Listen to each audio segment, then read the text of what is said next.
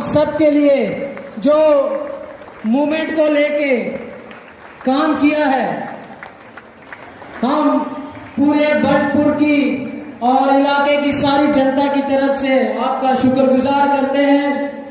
उनके साथ आए हैं डॉक्टर केपी सिंह जी। मैं केपी सिंह जी से भी गुजारिश करूंगा वो भी खड़े हो। भाई जफर मेवाती,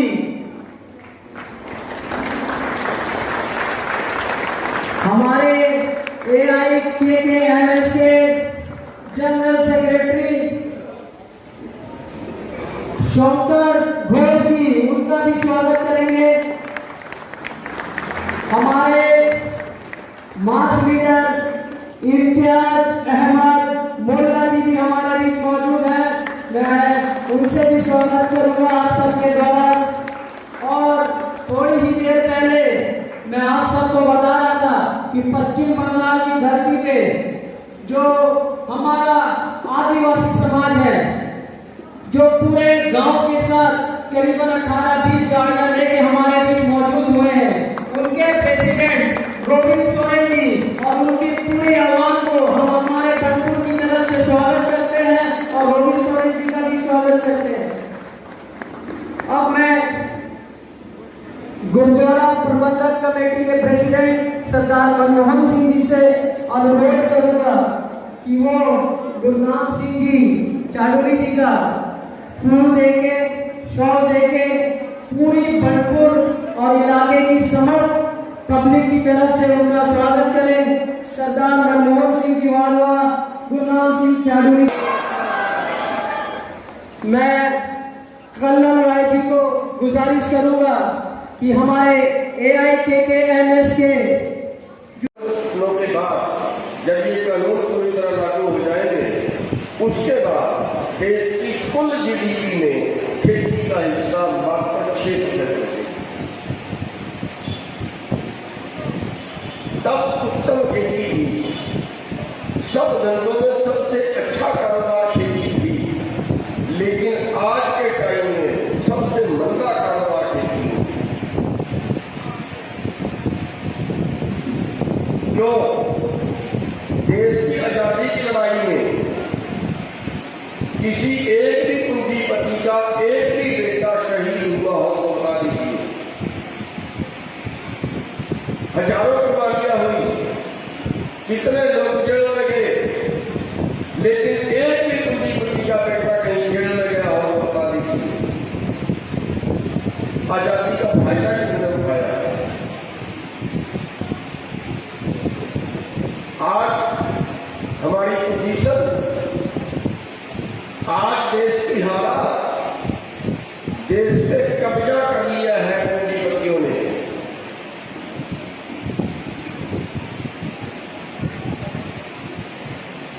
आज देश में एक आदमी की आमदन 1 घंटे की 90 करोड़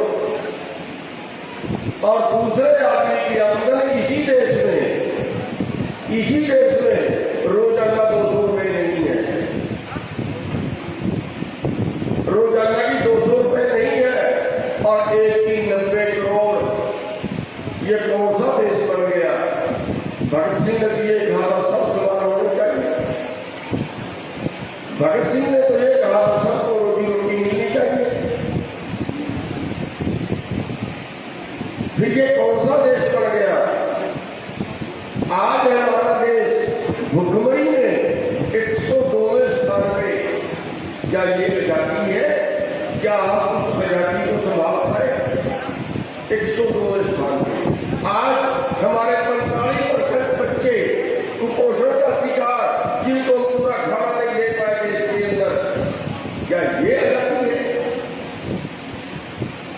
किसने किया? हमारे नीतिकारों ने, हमारे कानून बनाने वालों ने।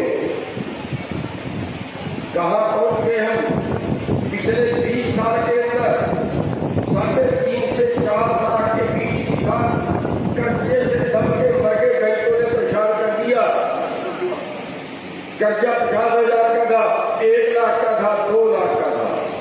जमीन की नीलामी कर दी, किसान को जेल में डाल दिया, किसान फांसी खा गया।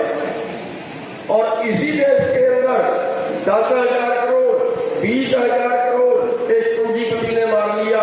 कोई एक भी पूंजीपति फांसी खा के मरा हो तो बता दीजिए क्यों? क्योंकि उनके लिए कानून और है, आपके लिए कानून और है। साथियों, आज हम कहां खड़े हैं?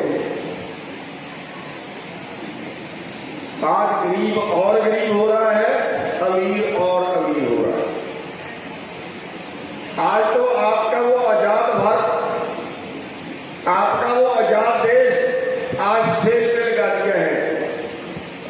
आज बेचने के लिए सेल पे लगा दिया है। यहाँ की सड़कें बेच दी, यहाँ की ट्रेनें बेच दी, यहाँ के हवाई अड्डे बेच दिए, यहाँ की बंदरगाहें बेच दी, यहाँ के बैंक बेच दिए, यहाँ की कंपनियां बेच दी और सेल पे लगा दिया है। जब सारा कुछ बेच दिया है और बेचने को खड़े हैं, फिर देश किसका है? आप सड़क पे जाएंगे तो सड़क प्राइवेट है, आप रेल में जाएंगे तो रेल प्राइवेट है, हिंदुस्तान की तो है नहीं। आप जहाज में बैठेंगे तो प्राइवेट है, हिंदुस्तान का तो है नहीं। साथियों, इस देश को बदलने की जरूरत है। आज जो आंदोलन चल रहा है, ये आंदोलन तो मजबूरी है, मजबूरी है, लड़ना ही पड़ेगा और इसमें सबको शामिल होना पड़ेगा। देश के दलितों को, देश के स्वर्णों को, देश के हिंदू को, मुसलमान को, सिख को, ईसाई को, सबको भूल के पहले देश को बचाने। पहले हमारे पेट की लड़ाई है, पहले तो पेट भरने के लिए लड़ना पड़ेगा। जो नए कानून बनाए हैं, इनसे पूरे देश का जो कारोबार है, जो खेती का कारोबार है, जो एग्रो बिजनेस है, खेती का कानून नहीं है ये एग्रो बिजनेस कानून है, खेती के व्यापार के लिए कानून है। ये सारा कारोबार कॉर्पोरेट को दे दिया है, ये सारा कारोबार पूंजीपतियों को दे दिया है। अब चंद पूंजीपति हो गए देश में जो सारे देश का माल खरीद के रखेंगे और फिर पूरा देश उनसे मोल लेके खाएगा। यानी पूरे देश के भोजन की पूंजी अंबानी और अडानी जैसे लोगों के पास होगी। और फिर क्या हाल होगी? जैसे 4 साल पहले महाराष्ट्र में दाल से स्टॉक सीमा हटाई थी और पूरे देश की दाल 7 या 8 लोगों ने खरीद के रखी थी। ये अडानी में शामिल था, पूरे देश को पता नहीं चला और 50 रुपए किलो में दाल खरीद के 200 रुपए किलो में बेची। 8 रुपए किलो हमारे से प्याज खरीदा, इसी साल आपको खाने वाले को 80 रुपए किलो में बेचा। 5 रुपए किलो आलू खरीदा और 40 रुपए किलो बेचा। मोल लेके खाने वाले का नुकसान ज्यादा हुआ ना। इसलिए ये आंदोलन सबका है, इसमें सबको लड़ना पड़ेगा। ये आंदोलन, ये कारोबार, पूरा कारोबार जो है वो कारपोरेट को दे रहे हैं, सभी वर्गों का दे रहे हैं। आप खेती का नंबर आ गया, सभी वर्गों का दे रहे हैं। और इसके अगली पॉलिसी एक और आ गई है। इसके अगली पॉलिसी और जो अगला कदम है वो है कि खेती कारपोरेट करेगा। आप लोग खेती नहीं करोगे, क्यों? क्योंकि हमारे देश की सरकार WTO में शामिल हो गई है और WTO के शर्तों के तहत पहली शर्त है कि किसी देश की सरकार अपने देश के किसानों को वर्ल्ड मार्केट से ज्यादा भाव नहीं दे सकती। और अगर वर्ल्ड मार्केट का भाव मिलना है तो फिर गेहूं का रेट 1600 रुपये होगा। अब की बात हो रही है, धान का रेट 1100 रुपये होगा, मक्के का रेट 1100 रुपये होगा। आप जो भी पैदा करोगे वो वर्ल्ड मार्केट के रेट में आपको बेचना पड़ेगा।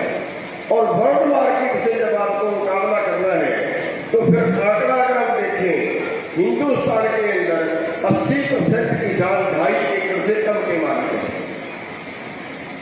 छोटे किसान हैं।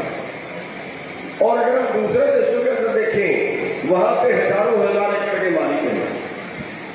अगर हम अमेरिका की बात करें, वहां पे 10 वर्ग किलोमीटर की एवरेज है, 10 वर्ग किलोमीटर की एवरेज है प्रति किसान। 10,000 एकड़ का किसान भी है, 20,000 एकड़ का किसान भी है। और अगर 10,000 एकड़ का किसान है तो उसका मुकाबला 2 एकड़ वाला, 5 एकड़ वाला किसान नहीं कर पाएगा।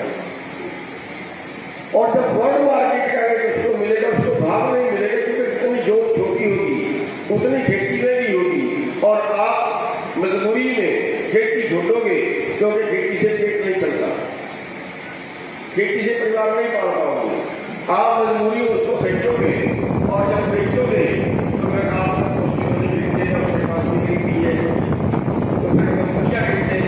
और अगली जो दुकानी है यहाँ भी हजारों एकड़ के प्लाट हैं और हजारों एकड़ के प्लाट।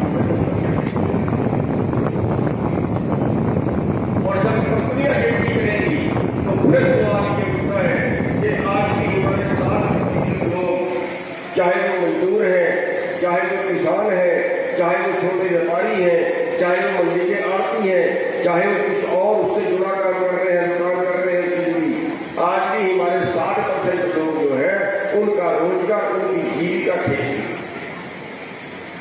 हमारे देश में खेती जीविका है, और जो बड़े ज्यादा जमीन वाले और कम आबादी वाले देश हैं वहां खेती व्यापार है।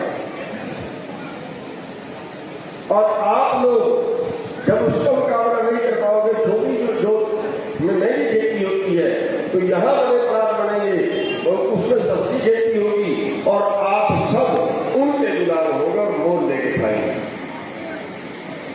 और हमारे पास कोई रोजगार नहीं बचेगा। आज की जो लड़ाई है वो 60% लोगों को अपना रोजगार बचाने की लड़ाई। साथियों, ये खेती पे मॉडर्न डाका है, मॉडर्न डाका, कानून बना के डाका। हमारी जमीन को हड़पने का, हमारी जमीन को लूटने का डाका, हमारी फसल को लूटने का डाका कानून बना के। साथियों,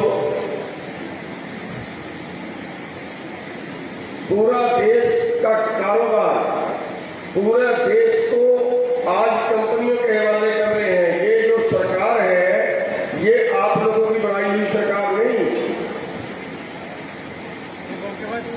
ये मानते हैं कि हमें अदानी ने बनाया है, क्योंकि पैसा उन्होंने खर्चा है। वोट तो जातियों के नाम पे ले ली, वोट तो धर्मों के नाम पे ले ली, वोट तो आप उसमें बांट के ले ली, लेकिन पैसा अदानी और अडानी खर्चते हैं लोगों के ऊपर।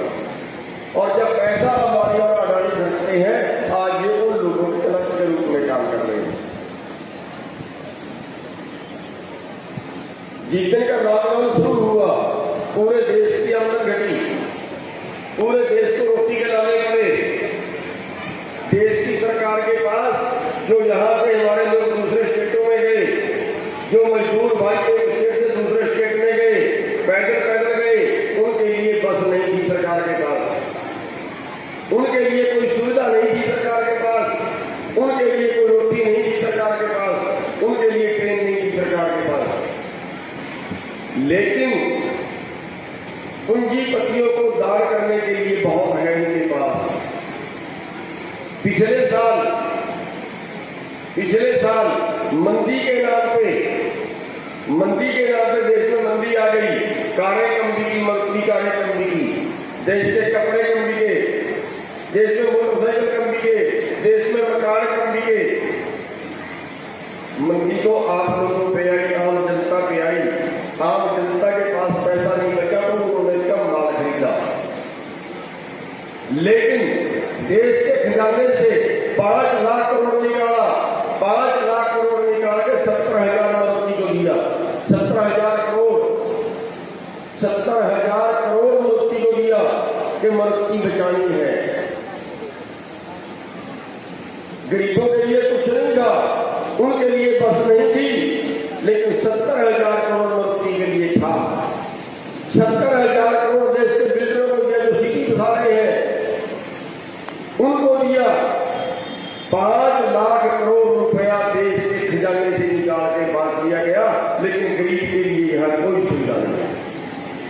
आम जनमानस के लिए यहाँ कोई सुविधा नहीं है।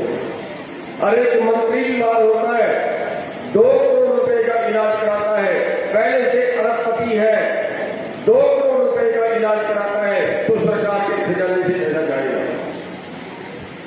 एक आम आदमी बीमार होता है, उसके ऊपर 10 लाख 20 लाख रुपए लगता है। हमने कई जगहों में जाके देखा है, परिवार की हालत देखें तो जो उसका मकान है और बीच में सारा सामान है, सारे को बेच ले तो 1 लाख रुपए का नहीं है। और अगर वो परिवार को जिसमें है ही कुछ नहीं, अगर वो 20 लाख का इलाज उसको कराना पड़ जाए तो कितने लोग हैं हमारे बीच में जो करा लेंगे? जनता के लिए कोई सुविधा नहीं है, मंत्री के लिए सारी सुविधा है। साथियों, कौन सा देश है ये? कैसे कानून है ये?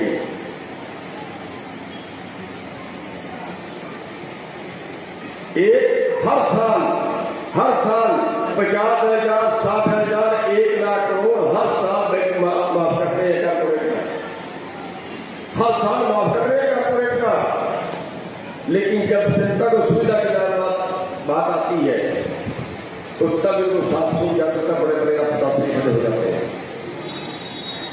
मैं जिस कर्जे की बात कर रहा हूं, जिसमें हर 25 मिनट में एक किसान मर जाता है, बैंकों का परेशान किया हुआ किसान मर जाता है, वो कर्जा अगर एग्रो इंडस्ट्री का कर्जा अदा कर दें तो सारा कर्जा 7.5 लाख करोड़ रुपए की है।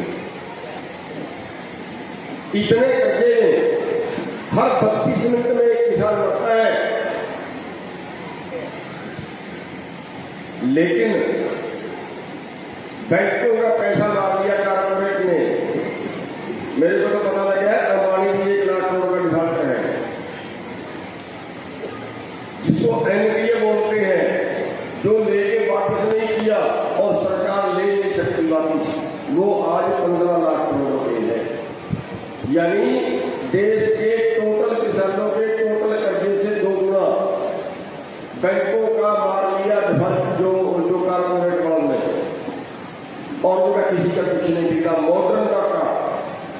मॉडर्न डाका उस भगत सिंह के देश को लूट रहे हैं। जिस देश को कुर्बानियां देके आजाद कराया, आज वो देश हमारी आंखों के सामने बर्बाद हो रहा है। आज उस देश के नागरिक हमारी आंखों के सामने भूख से मर रहे हैं। आज उस देश के नागरिक हमारे सामने बीमारी से मर रहे हैं। साथियों, इस देश को बचाने कौन आएगा? आज टाइम है, आज टाइम है देश को बचाने का। ये आजादी की दूसरी लड़ाई है, आर्थिक आजादी की लड़ाई है। साथियों, आपको पता होगा देश की आजादी के बाद बड़े साहूकार तो थे, जो बड़े ज्यादा जमीन वाले जमींदार थे, उनसे जमीनें छीनी गई थी और गरीबों को बांटी गई थी। पंजाब के अंदर कानून बनाया गया था कि 18 एकड़ से ज्यादा कोई नहीं रखेगा, 18 एकड़ से ज्यादा जिसके पास है उसको से लेके गरीबों को बांट दी गई थी। उत्तर प्रदेश के अंदर 12.5 एकड़ से ज्यादा कोई नहीं रखेगा, सारी जिनके पास जान से लेके गरीबों को बांट दी गई थी। क्या अंबानी और अडानी का कोई अधिकतम संपत्ति की सीमा है? कितना अधिकतम रख सकते हैं, कोई सीमा है?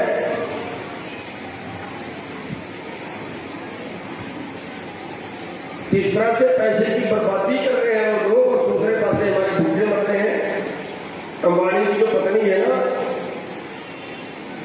उसके पास मोबाइल है 315 करोड़ रुपए का, 315 करोड़ रुपए का एक मोबाइल। उसकी लड़की पूजा के लिए तैयार हुई, 280 करोड़ खर्चाया।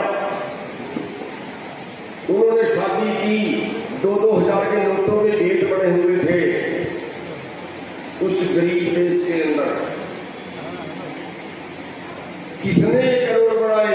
किसने छूट दी कोई पैसा हड़पने की? 2 नंबर में अवैध तरीके से लूटते हैं, कानून बनवा के लूटते हैं। ये उनके एजेंट बैठे सत्ता के अंदर। अभी उनको सब्र नहीं है, इतने में सब्र नहीं है। अभी जो पूरा खेती का कारोबार है वो भी सारा करोड़ बना के हरा रहे हैं। साथियों, इस देश को बचाने की जरूरत है।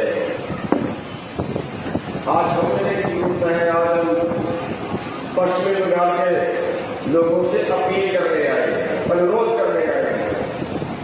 कई महीने से लड़ रहे हैं। 300 किसानों की कुर्बानियां हो चुकी है धरनों के ऊपर। 300 किसानों की कुर्बानियां हो चुकी हैं। 2 लाशें रोज जा रही है। 2 लाशें रोज जाने के बाद सरकार का मन नहीं खींचा है।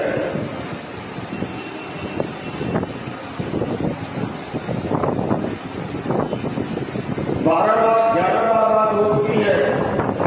11 बार में सरकार की समझ में नहीं आई। 11 बार में सरकार ने ये नहीं बता पाई कि इन कानूनों से किसानों को क्या फायदा।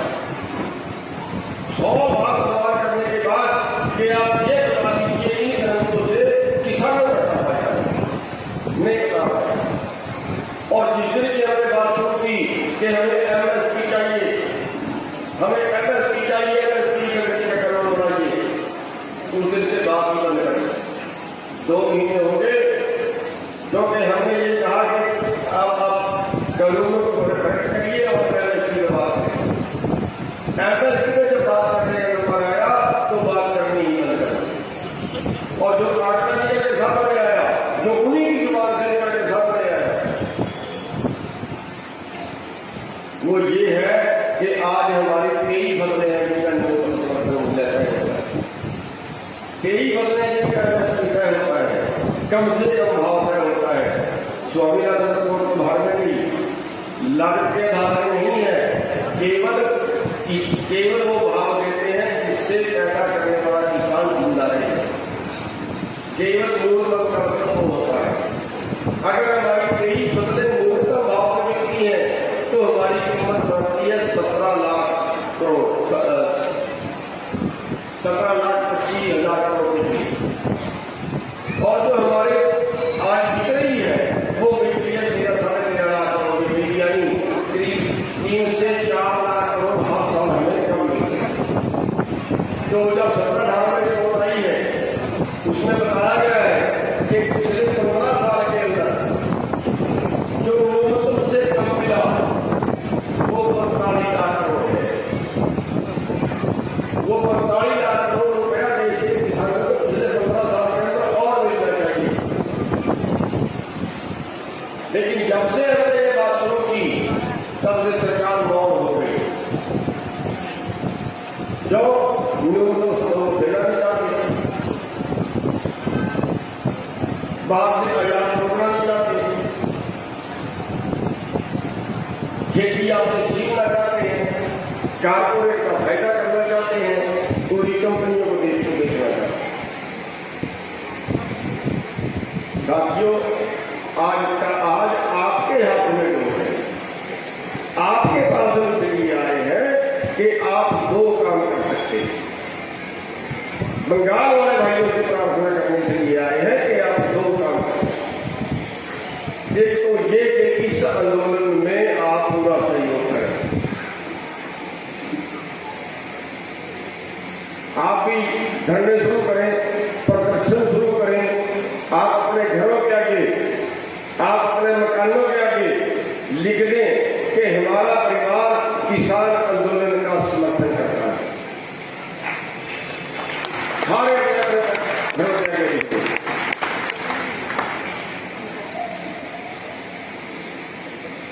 लिख तो कागज में भी लिख के लगा सकते हो, उसका स्टैंड से वैसे भी लिख सकते हो, दीवार पे सब लिख के लगा। जहां धरना प्रदर्शन कर सकते हैं करें, दिल्ली आ सकते हैं आए, इस आंदोलन में सहयोग करें। और एक सबसे बड़ा सहयोग आप बिना खर्चे के, बिना पैसे के कर सकते हैं, वो है वोट। कोई भी राजनीतिक पार्टी आखिरकार वोट से करती है, उसका आखिरी जो निशाना होता है वो वोट होती है। और आज पश्चिम बंगाल में चुनाव है, आज पूरा देश आपकी तरफ देख रहा है। अगर आपने बीजेपी को जिता दिया, अगर आपने बीजेपी को जिता दिया तो सारे देश का उड़ान आपसे से खड़ा हो जाएगा। और अगर आपने बीजेपी को हरा दिया, ये धर्म का काम है। आज बीजेपी को हराना भी धर्म का काम है। हम कहते हैं ये धर्म युद्ध है, ये भूखों को बचाने का युद्ध है।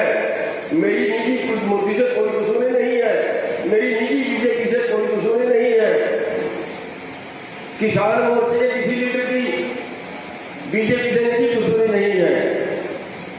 हमारी अगर कोई दुश्मनी है तो देश की नीतियों से। और जो पार्टी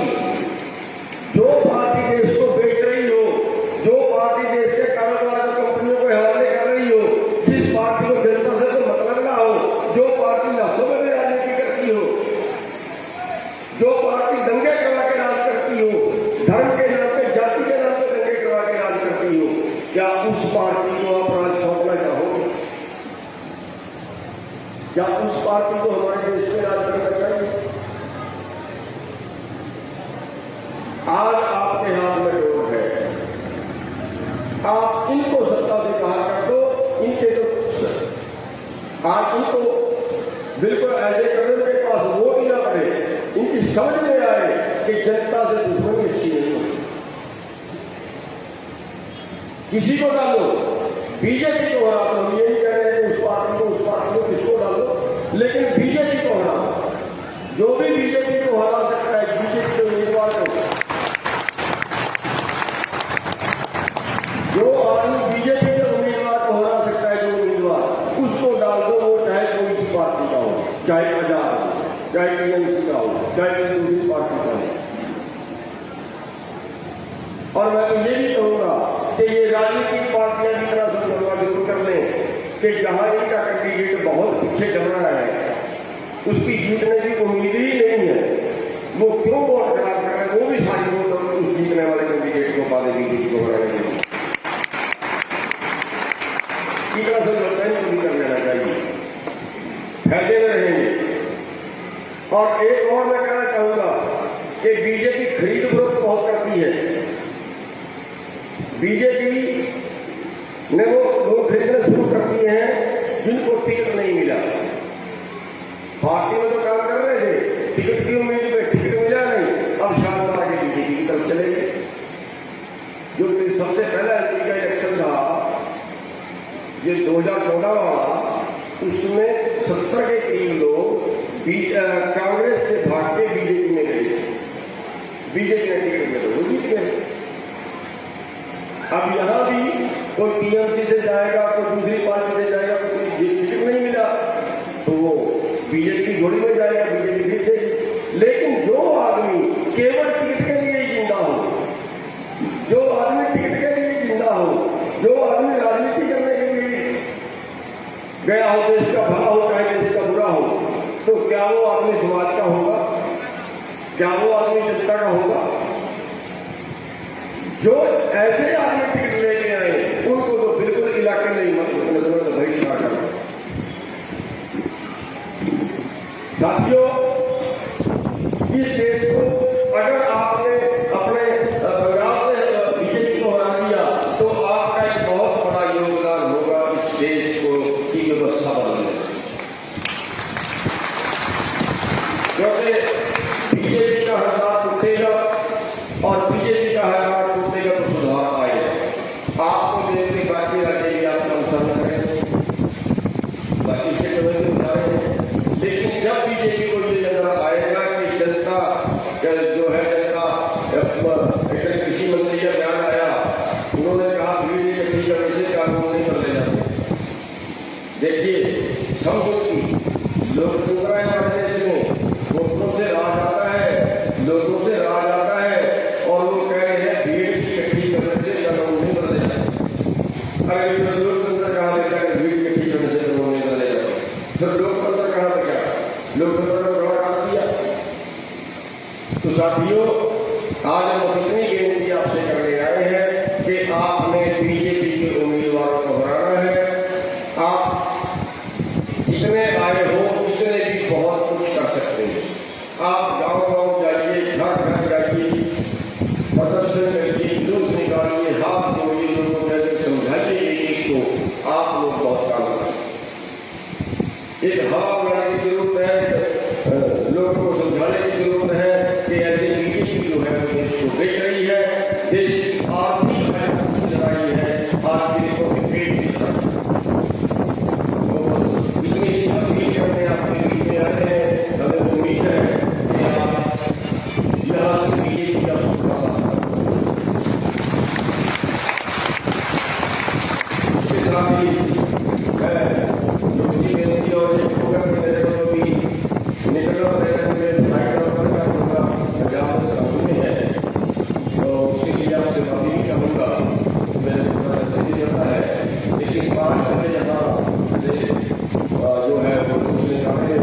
रैली निकालने के मैदान में तो बाकी लोग यहाँ पे रहेंगे और आप उस रैली में और ज़्यादा अपने अपने व्हीकल लेके अपने अपने साधनों से आपने उसमें हिस्सा लेना है। और अभी बाकी जो है सभी लोग मेरे पास अभी बोलेंगे तो आपने यहाँ पे हाजिरी जो है वो अपनी बनाए रखनी है।